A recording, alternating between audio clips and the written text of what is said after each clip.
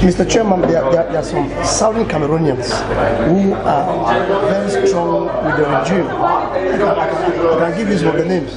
Chief Tabetando, Mr. Paul Ataganji, Minister Elvis Golengole, and Chief Mokete. I don't know. What kind of message do you intend to send across to these people? So, I am glad you mentioned those names, and I will not even qualify them by giving my own answers. I would ask them to watch what happened on the 4th of September. I will ask all those people to see what has happened this week. It is a shame, especially to some of these our brothers, that a minister would leave his zone after watching his daughters being raped, after watching his brothers and sisters being maimed, killed and tortured, locked in dungeons. That one of us will come to another minister, a foreign government, and tell them that everything is okay. That's what Dr. John Gute did in Nigeria. It is a shame. And when people like Professor Ngole come out and they do the things they do and say the things they say in total disregard for what is really happening, it's a big shame. But history would tell all of us. We had Chief Tabetando went to Manfe and carried the secret society of Manfe and walked the streets with. We cannot reach a stage where we've out of greed, completely ignored the voice of the people. But what happened? He walked the streets of Manfe and said schools must start on Monday the 9th, on Monday the 4th of September. You and me are witnesses. We know what happened on Monday the 4th. Schools did not start. Now, if our people have any level of authority, they would know they've lost it all. But more than authority, it takes a courageous person to say, I'm sorry. That's what we expect people like Chief Tabetando to do now. They must go down. He said he was going to go down on his knees. The moment has come when the character of a person is what he or she will do when nobody is watching. Chief Tabetando must own up to his people now and say, I failed you. I'm proud of people like Mbela Mokichas, who after taking stock of the truth of the matter says we failed our people. Now, in a real democracy, when you fail your people, you back out. So our people have failed. The moment has come. You can apportion blame from now to tomorrow, but I think the time has come when our leaders have to say we are listening to the voice of our people. And the voice of our people is very clear. The senators, the parliamentarians, the time has come for all of them to walk out of that glass house honorably. Our forefathers did this in 1954. It is in our DNA. We can see that the hand of Mr. Paul Biya has walked them into a corner. But they must come back to their senses. They must touch themselves and say, what DNA do I have here? Is it that of Mr. Paul Biya or that of the 8 million Southern Cameroonians? That's where we are. And one of these days, I hope all of them will go to sleep and wake up and say, wait a minute, my people are calling. How do you justify a chief who today is still sitting on his stool and saying, I have people, when the people have told you in no uncertain terms that they want out of this? Our chiefs must face up. It's not enough for them to close their doors on Mr. Paul Biya now, like we hear most of them are doing. No, it's not enough. The time has come when they have to tell Mr. Paul Biya that we are sorry, but enough is enough. We are turning to our people. Our people make us chiefs. You cannot be a leader without a followership. So the moment has come, and that's why we call on our mothers. On the 22nd of September,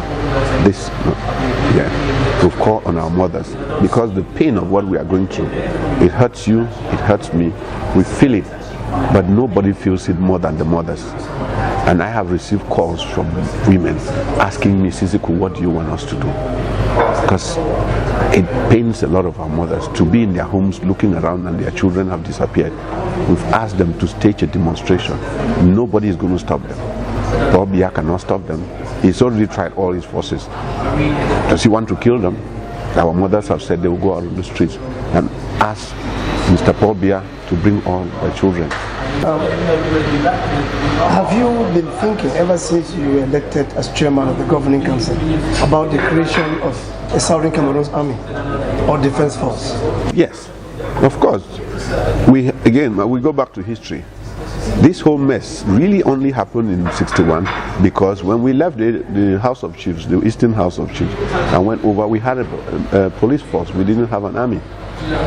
And that's why Mr. Ijo rolled his forces on the 30th of September into Tiko, and on the 1st of October 61 he moved and carried his military army of occupation and occupied our land. So of course, if we're planning to go forward, we cannot let those mistakes happen again. So yes, we have formed a Department of Defense already. It is currently in motion. We are preparing them, and we are blessed because we have a lot of our people who are in the diaspora in many countries with a lot of defense experience who have come together, and we're putting pen to paper.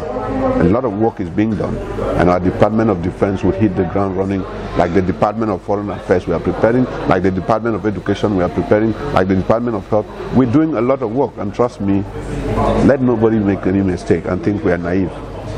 When the trumpet will sound in Buea, they would see us. We know the task ahead is not easy, but it's beautiful to have a clean slate to build. All our institutions that they have damaged, when we bring them back up, they would understand why we got into this fight in the first place. You have been touring Europe, meeting with the Southern Cameroon diaspora.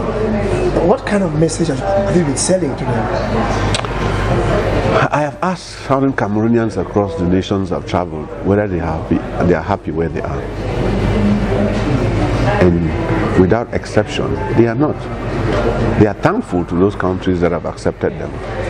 But they are conscious that their success will not be any success. The legacy they want to leave behind is not to leave a legacy in the United Kingdom. They are not Brits enough to leave their own legacy here. If God wanted you and I to be Brits, we would have had British parents. The reason why you are Manyu man, the reason why in His divine mercy He made you to come from Manyu is because ultimately if Manyu has to change, you have to change it. How many British people are in your village?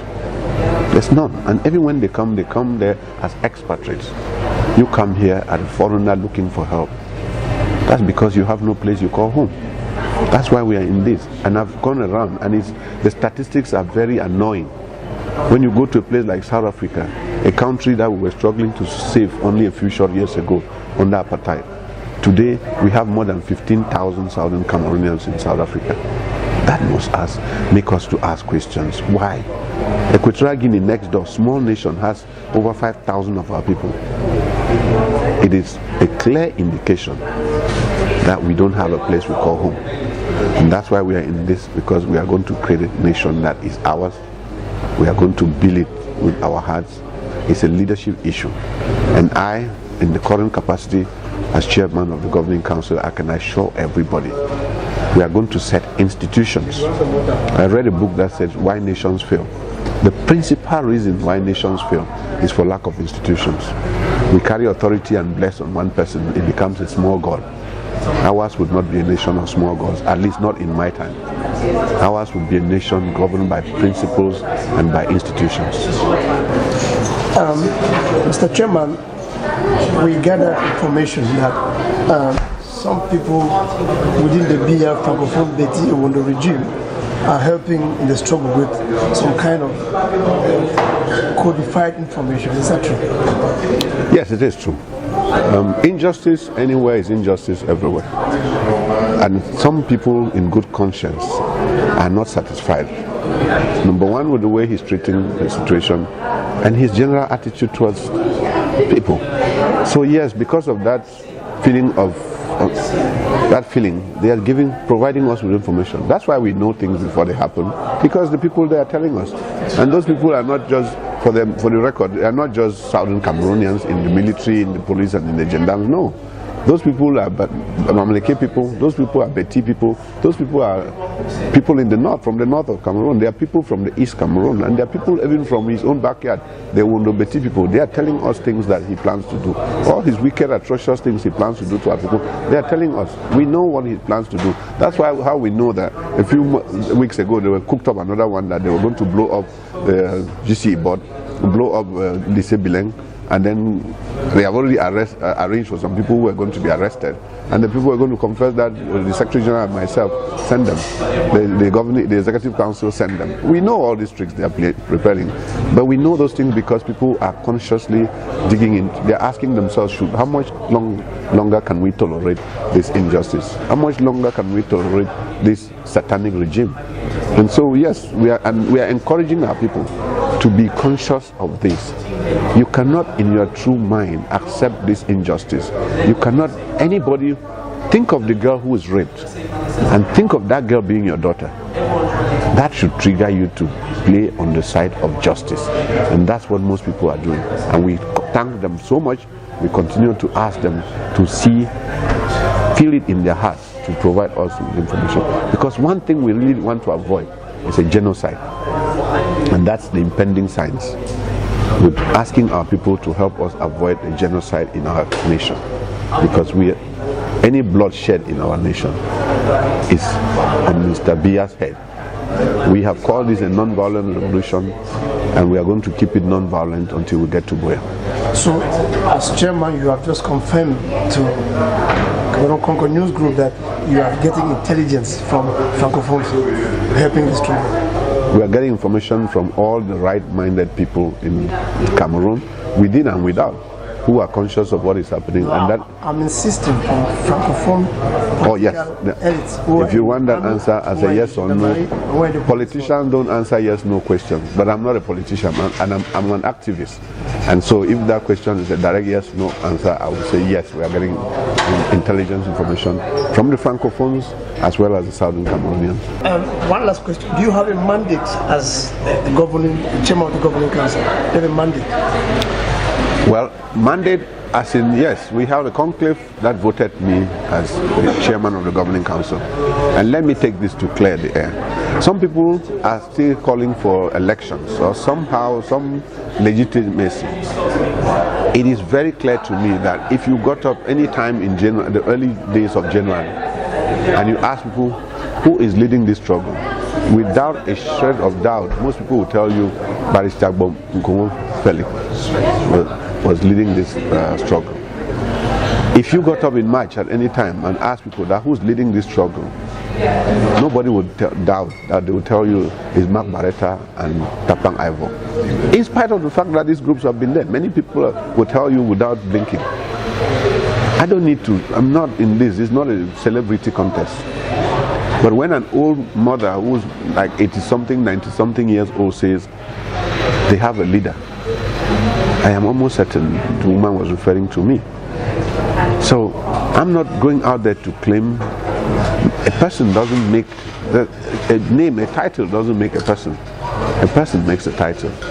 And I'm going to, doesn't matter what people call me, I'm going to lead the governing council as chairman, and I'm going to do the very best job I can do in this.